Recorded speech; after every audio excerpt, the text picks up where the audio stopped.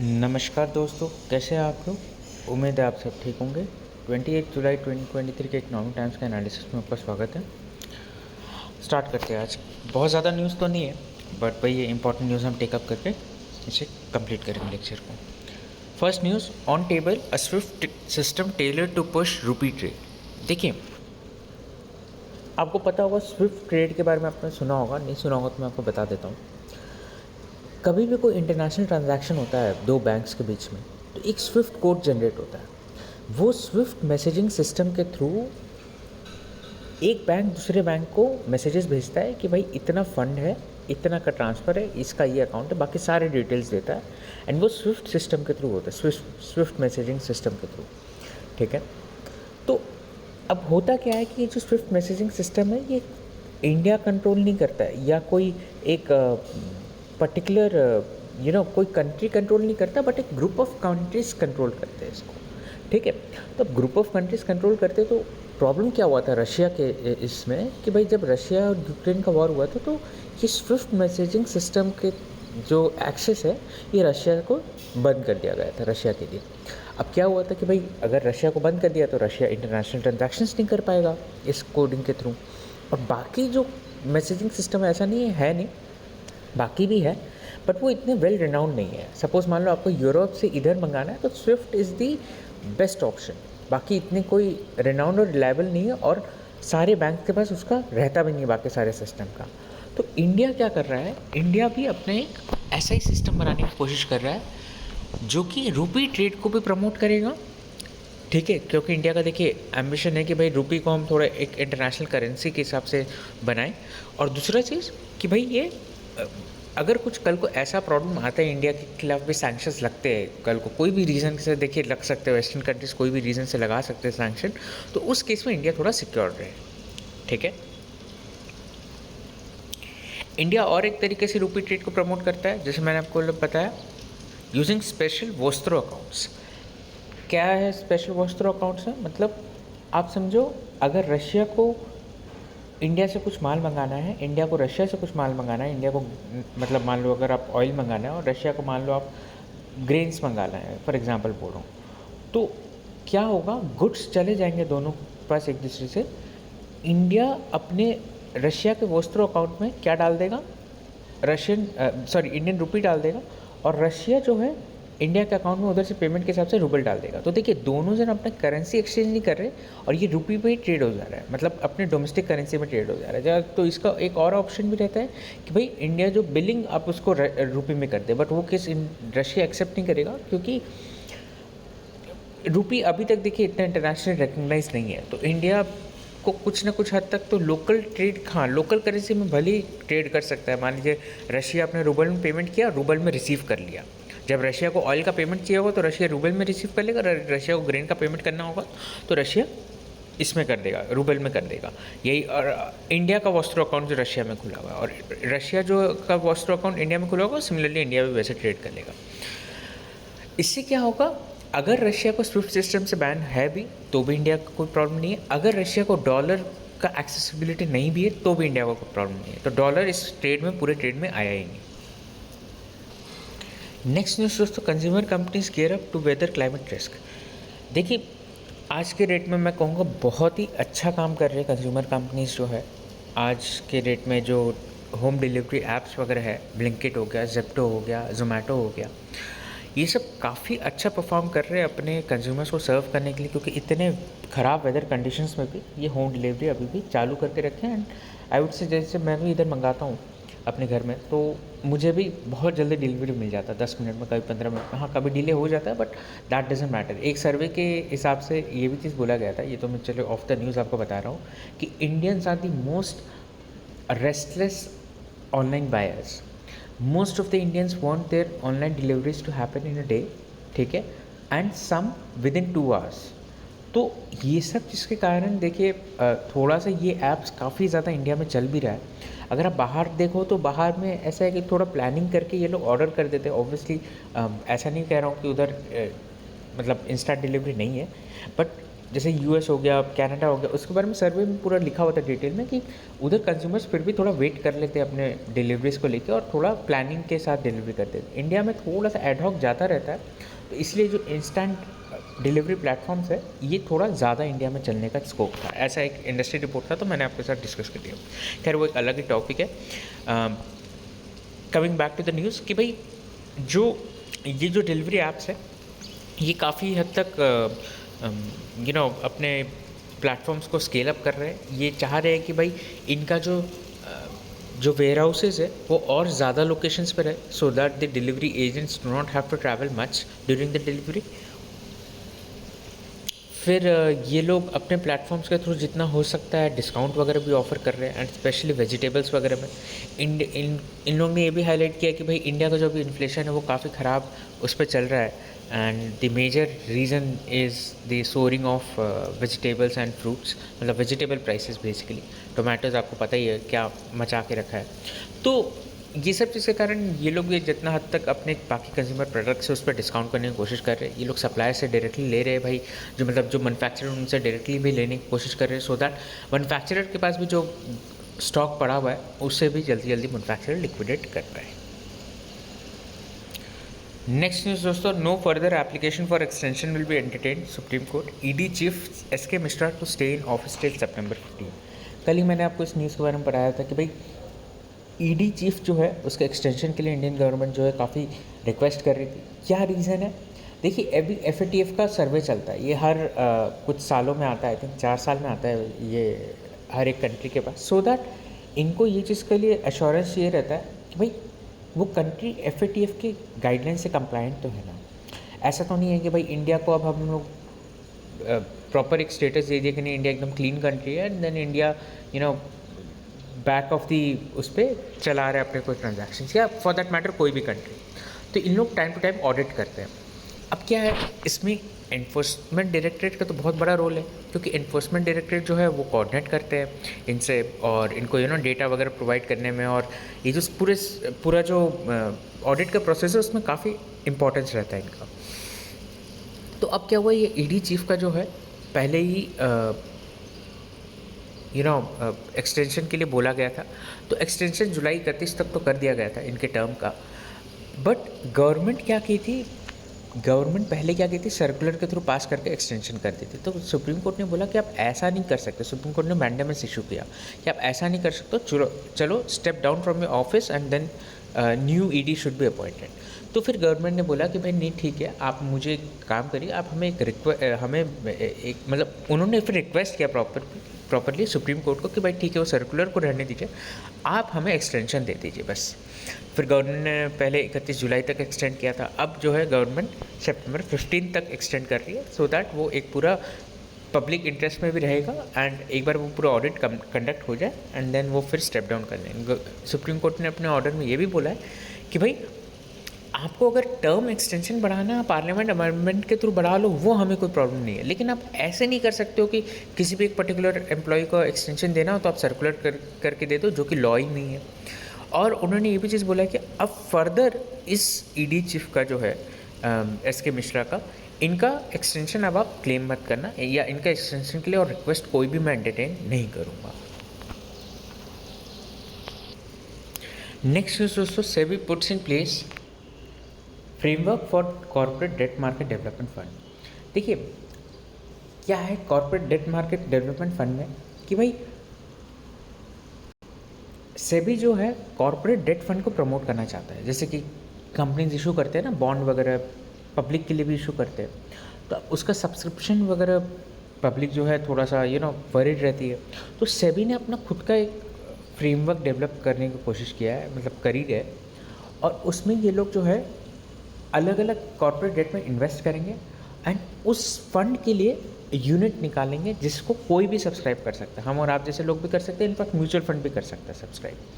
इससे क्या होगा कि कॉर्पोरेट डेट फंड को एक थोड़ा सा एक वैलिडेशन मिलेगा, एक इन्वेस्टर बेस मिलेगा, एंड इन्वेस्टर्स के लिए भी थोड़ा सा डाइवर्सिफाई करने का मौका मिलेगा कि भाई चलो ठीक है, अगर हम डेट ओरिएंटेड भी रहना चाहते हैं तो we can directly invest in corporate debt funds. Next news दोस्तों, loan against mutual funds catch fancy with easy process and low rates. देखिए क्या है कि जो म्यूचुअल फंड्स के अगेंस्ट ना आप लोन ले सकते हो, ठीक है। अब कई सारे बैंक्स, इनफैक्ट स्पेशली एनबीएफसीज, वो काफ़ी अग्रेसिव हो गए लोन को देने में म्यूचुअल फंड्स वगैरह के अगेंस्ट। मान लीजिए अगर किसी बंदे को शॉर्ट टर्म रिक्वायरमेंट है लोन का, मान लीजिए 2-3 महीने का लोन है, उसको हॉस्पिटल में कोई कोई ट्रीटमेंट करवाना है एंड कैशलेस सिस्टम नहीं है, तो उससे पता है भाई 2 महीने में 3 महीने में मेरे पास कैश वापस आ जाएगा, तो वो क्या करेगा, अपने जो भी म्यूचुअल फंड का सेविंग रहेगा, म्यूचुअल फंड के जो भी उसके इन्वेस्टमेंट्स रहेंगे, वो जाएगा बैंक के पास कि भाई ये देखिए 5 लाख तक का मेरा ये इन्वेस्टमेंट है, आप 2.5 लाख तक का जो, और इसमें हेयर कट कितना रहता है, 50% रहता है। देखिए आप ये बोलोगे कि 50% तो बहुत ज़्यादा है, देखिए लेकिन इन लोग एक तो देखिए कम इंटरेस्ट रेट पे ले रहे हैं, दूसरा बात म्यूचुअल फंड ऐसा कोलैटरल है, आप जो दे भी रहे हो तो आपके पास वो इंटैक्ट रहेगा, जस्ट दैट बैंक के पास पेपर रहेगा, जैसे नॉर्मल प्रॉपर्टी में रहता है। मैं ये नहीं बोल रहा हूँ कि कुछ अलग है, बट इतने इतने वोलाटाइल मार्केट में अगर आप 50% नहीं रखोगे, कल को मान लो अगर कोई म्यूचुअल फंड है वो एकदम से क्रैश कर जाता है इतने वोलाटाइल मार्केट में, या मार्केट ही क्रैश कर जाता है 20-30%, तो इनको भी तो रिकवरी में प्रॉब्लम आएगा। तो ये लोग क्या करते हैं, ऑन अ सेफ साइड इन लोग 50% तक का, अप टू 50% तक का ये लोग पैसा काट लेते हैं और बाकी का पैसा आपको एज ए लोन दे देते हैं, एकदम कम से कम इंटरेस्ट रेट में दे देते हैं, सो दैट जो शॉर्ट टर्म रिक्वायरमेंट है इंसानों, मतलब जो कंज्यूमर्स का, वो फुलफिल हो जाए। Short term requirement of fund की बात कर रहा हूँ मैं। इसमें एक प्रॉब्लम क्या है, अगर मान लीजिए आपका जो म्यूचुअल फंड है वो क्रैश ज़्यादा कर जाता है, तो आपको वो मीन वाइल जो 2-3 महीने है ना, आपको बार बार पैसा देना पड़ेगा। जैसे सपोज मान लो कोई बंदा 1 साल के लिए लोन लेता है म्यूचुअल फंड में, 6 महीने में उसका पैसा 60% क्रैश कर जाता है, फिर उसे 10% लेके आना पड़ेगा, फिर मान लो नेक्स्ट 1 मंथ में उसका वापस से जो है वो फिर से 20% क्रैश कर जाता है, तो उसको वापस से अपना मार्जिन मनी लेके आना पड़ेगा। तो इससे क्या प्रॉब्लम होता रहता है कि भाई एक पर्टिकुलर फिक्स्ड एसेट नहीं रहता। अब जैसे मान लो अगर आप प्रॉपर्टी दे दो तो आपको प्रॉपर्टी क्रैश करने के इसमें कोई डर तो नहीं है ना, भाई प्रॉपर्टी अगर क्रैश कर जाएगा तो फिर मुझे लोन का पैसा वापस लौटाना पड़ेगा, नहीं, मतलब वो मार्जिन मनी लेके आना पड़ेगा, ऐसा नहीं है। जो एक टाइम में वैल्यूएशन कर लिया बैंक ने, वो वैल्यूएशन डेफिनेट है, बट म्यूचुअल फंड के केस में ऐसा नहीं है। नेक्स्ट न्यूज़ दोस्तों, banks margin dip as deposit cost rise. देखिए डिपॉजिट कॉस्ट का जो है अभी बैंक्स बढ़ाते जा रहे हैं अपने डिपॉजिट पे, और इसके कारण क्या हो रहा है, देखिए बैंक्स कमाते कैसे हैं, आपको लोन दे रहे हैं बैंक, उस लोन को लेके पैसा जो है वो, उस लोन में जितना आपको इंटरेस्ट चार्ज करे वो बैंक का इनकम हो गया, और बैंक के पास पैसा कहाँ से रहता है, डिपॉजिट में, तो डिपॉजिट में जितना इंटरेस्ट वो देते वो उनका कॉस्ट हो गया। बीच का जो होता है वो उसे हम करते हैं नेट इंटरेस्ट मार्जिन। अभी बैंक क्या कर रहे हैं, अपने डिपॉजिट पे थोड़ा पैसा बढ़ा रहे हैं, सो दैट कंज्यूमर्स आके अपने पैसा डिपॉजिट करें, और ऑब्वियसली बढ़ाएंगे ना, मतलब जब आरबीआई ने इतना रेट बढ़ा दिया तो बैंक्स अपने साइकिल में, नेक्स्ट साइकिल में डिपॉजिट रेट्स पे बढ़ाएंगे। तो क्या है कि अभी बैंक्स का नेट इंटरेस्ट मार्जिन कम हो गया, तो क्या बैंक्स का प्रॉफिटेबिलिटी कम हो जाएगा। देखिए अगर आप पर लोन की बात करोगे तो हाँ कम हो जाएगा, बट अगर आप ओवरऑल बैंक्स के लोन की बात करोगे तो कम नहीं होगा। ऐसा बोला जा रहा है एनालिस्ट के द्वारा कि भाई बैंक्स जो अपना बेस बढ़ा देंगे, as an number of loans बढ़ा देंगे, बैंक्स के जो एनपीए यानी कि वो नॉन परफॉर्मिंग एसेट्स वो कम हो जाएंगे, एसेट क्वालिटी बैंक का इंप्रूव होगा। तो ये सब चीज़ के कारण ओवरऑल, क्योंकि देखिए अगर एसेट क्वालिटी डिक्रीज होगा तो बैंक को प्रोविजनिंग करना पड़ेगा, तो that will ultimately impact what, your profitability. तो what analyst are expecting is that this is not going to impact their profitability as such when it is considered for the entire company, मतलब not on per loan basis but for the entire company the profitability is not going to be hurt. Next news दोस्तों बहुत बड़ा shocking news तो नहीं है, मतलब much expected news है। ECB hikes interest rate for the 9th term to combat inflation again, Europe भी inflation से काफ़ी परेशान है, एंड फाइनली ECB ने इनका इंटरेस्ट रेट हाइक कर दिया। ECB मतलब यूरोप का central bank, European central bank, ठीक है। तो उन्होंने भी अभी इंटरेस्ट रेट हाइक कर दिया। उन्होंने अभी जो इंटरेस्ट रेट हाइक किया वो 11th टाइम इन 17 मंथ्स है, यानी कि इनका इंटरेस्ट रेट जो है वो -0.5% से अब जाके 3.75% तक आ गया है। यूरोप का जो टारगेट है इन्फ्लेशन का वो लगभग 2% है, और अभी भी इन्फ्लेशन जो है यूरोप में वो लगभग अभी 5.5% है। इनफैक्ट आप देखो डबल डिजिट इन्फ्लेशन पहुंच गया था अक्टूबर में यूरोप में 10.6% के आसपास, और जो इन लोगों ने हाइक किया है भाई, और उसके बाद अभी जो है 5.5% आ गया, which is still very much above, I mean more than double the inflation target of Europe, that is around 2%। तो अभी और भी आप एक्सपेक्ट कर सकते हो रेट हाइक्स होंगे। एंड इसका देखिए फ़ायदा भी आ रहा है। जर्मनी में जैसे इन्फ्लेशन स्लो डाउन हो रहा है तो कंज्यूमर के सेंटिमेंट्स भी बढ़ते जा रहे हैं। तो अल्टीमेटली यस, इस चीज़ का फ़ायदा तो आएगा ही आपको। बट हाँ, ग्रोथ प्रॉस्पेक्ट्स आपके हर्ट हो जाते हैं। जैसे जैसे आप इन्फ्लेशन कंट्रोल करने के लिए आप इतना इंटरेस्ट रेट बढ़ा देते हो तो ऑटोमेटिकली इकोनॉमिक जो एक्टिविटीज़ है वो स्लो डाउन हो जाती है। That is going to impact your growth as well. Next news दोस्तों, FM फाइनेंस मिनिस्टर ने ये चीज़ बोला, PLI scheme likely for chemicals and petrochemical. देखिए, केमिकल एंड पेट्रोकेमिकल उन्होंने ये चीज़ बोला कि भाई हम इंपोर्ट डिपेंडेंसी काफ़ी ज़्यादा है, तो हम उस चीज़ को कर्व करने के लिए हम थोड़ा एक PLI स्कीम लेके आएंगे। Global chemical companies they are also looking to diversify their production base. So obviously मैंने जैसे आपको बताया था कि चाइना +1 स्ट्रैटेजी भी कई सारे कंपनीज कर रहे हैं, और इस चीज़ में global chemical companies are also looking to diversify their production base. So obviously India is going to be good option for them.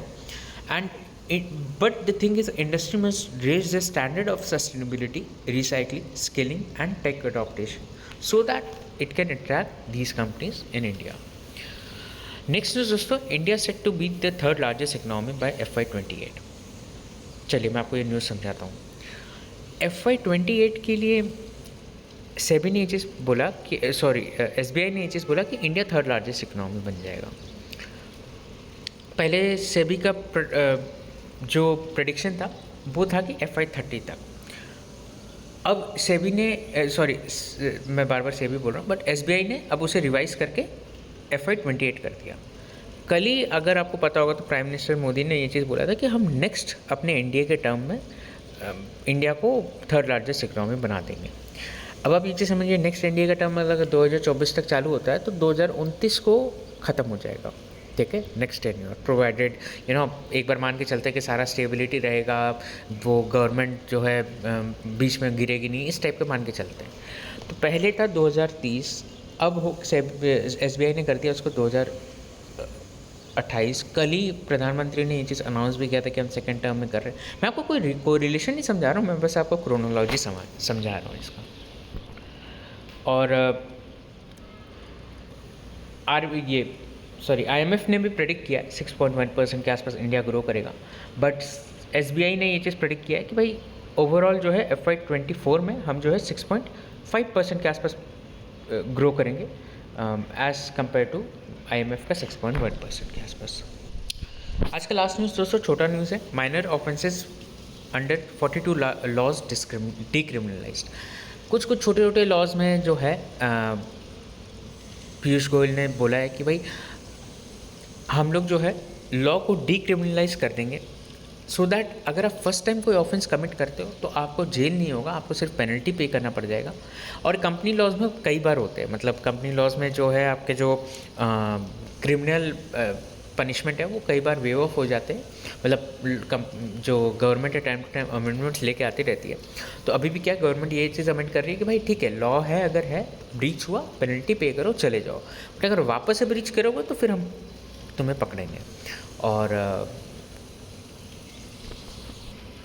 एक दो मतलब पिटिशंस ये भी आए थे कि क्या हम इसे रेट्रोस्पेक्टिवली डिक्रिमिनलाइज कर सकते हैं, यानी कि अगर मान लो ये ऑफेंस आज के रेट में डिक्रिमिनलाइज हो रहा है और कोई बंदा 2 साल पहले वो ऑफेंस करके बैठा है जो कि क्रिमिनल पनिशमेंट अभी सर्व कर रहा है, तो क्या वो अभी भी डिक्रिमिनलाइज हो सकता है? तो उन्होंने बोला नहीं, अब जो होगा वो प्रोस्पेक्टिवली होगा। देखिए, क्रिमिनल लॉज को अगर आपको लेके आना है तो आप उसको रेट्रोस्पेक्टिवली नहीं लेके आ सकते हो।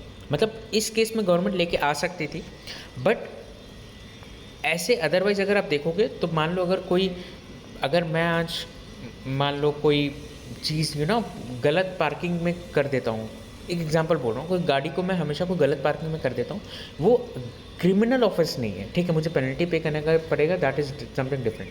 गवर्नमेंट अगर कोई लॉ लेके आती है एंड मेरे पे पहले से एक वो चल रहा था कि भाई इन्होंने गलत किया था, तो सपोज़ मान लो एक केस चल रहा है कि भाई गलत पार्किंग में किया था तो इतना चार्जेस लगेगा इन पे। तो अगर गवर्नमेंट कल को 2 दिन बाद या 2 साल बाद अगर कोई लेके आती है और मेरा केस तब भी चल रहा है कि भाई पार्किंग अगर आप गलत कर रहे हो तो एक क्रिमिनल ऑफेंस है, तो मेरे केस में गवर्नमेंट रेट्रोस्पेक्टिवली इम्प्लीमेंट नहीं कर सकती उस चीज़ को, क्योंकि जब मैंने ये क्राइम किया था नो पार्किंग में पार्किंग करने का, तो वो उस समय क्रिमिनल ऑफेंस नहीं था, ठीक है। तो इसीलिए गवर्नमेंट जो है वो कभी रेट्रोस्पेक्टिवली क्रिमिनल ऑफेंस को अमेंड नहीं करती है जनरली, ठीक है। और टैक्सेस को भी नहीं करती है। आपको पता होगा वोडाफोन का केस स्टडी, वो तो खैर कभी और लेक्चर में कभी डिस्कस करेंगे ज़रूर से। तो that's it from my side दोस्तों। उम्मीद है आपको लेक्चर पसंद आया होगा एंड ऐसे ही देखते रहिए। Have a nice day.